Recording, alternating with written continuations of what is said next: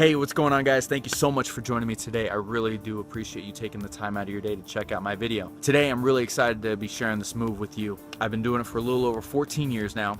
It's a move called the Witchcraft Card Rise by Jack McMillan. It can be found in Expert Card Technique by Hugard and Browie on page 212. I've been doing this move for about 14 years now. I was rummaging through Expert Card Technique just to see if I can find something new, something interesting. And I ran across this impromptu rising card. Number one, it's super easy. Number two, there's virtually little to no movement whatsoever in the fingertips. And you could use any deck of cards and bust it out at any time. Guaranteed. Give it 10-15 minutes of practice after you watch this video, guaranteed you'll be able to go and bust it out. So without any further ado, grab your deck of cards, let's get into the Witchcraft Card Rise.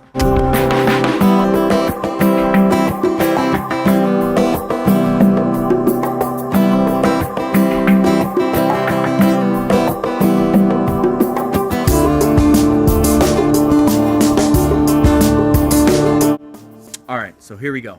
So to begin, if you want the card to be face down, rising up, you're going to want the card on the bottom of the deck. If you want the card to be face up, rising up, you're going to want it to be on the top of the deck. For instruction right now, we're going to have it face down, rising up. So you're going to want the card controlled to the bottom of the deck. What you're going to do is you're going to get a thumb break above the bottom card, their selection. And the edge of the card is going to go in between the ring finger and middle finger here, okay? And the card is essentially going to bend like this. Okay? You want the corner in that crevice there, okay? And you're going to have it bent like so. And you are going to grab the sides of the deck.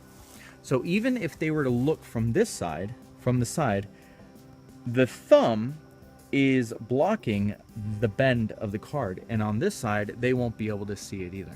Okay, so it's going to leave a gnarly bend in it, but we'll take care of that in a minute.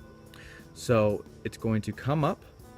This edge of the card is going to go pretty much near the webbing of your thumb, so here, and you're there. Okay, and you're ready to go. At this point, what I do is I'll bevel the front of the deck up.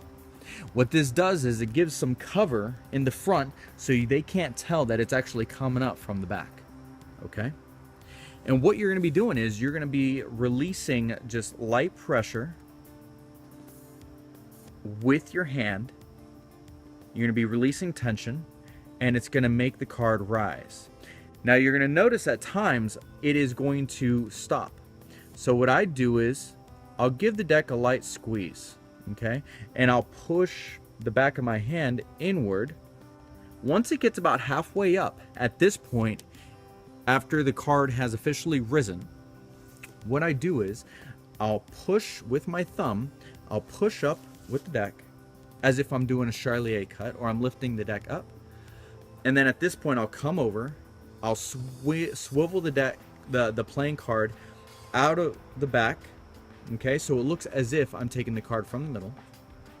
And once I do that, I'll bend the card back with my index finger as I show their selection. Real quick, once it's here, card rises up, okay, and then I take it out and I show.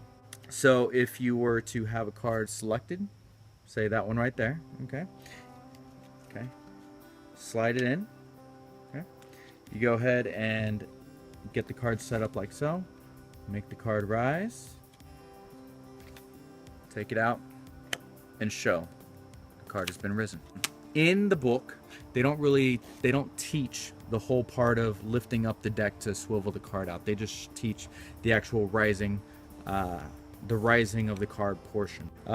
When I bend the card like this, it does help to take the bend, the initial bend out of the deck.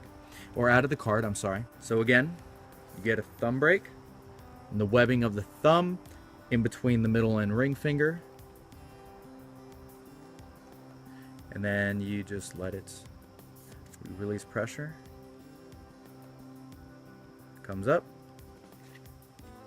Take it out of the deck.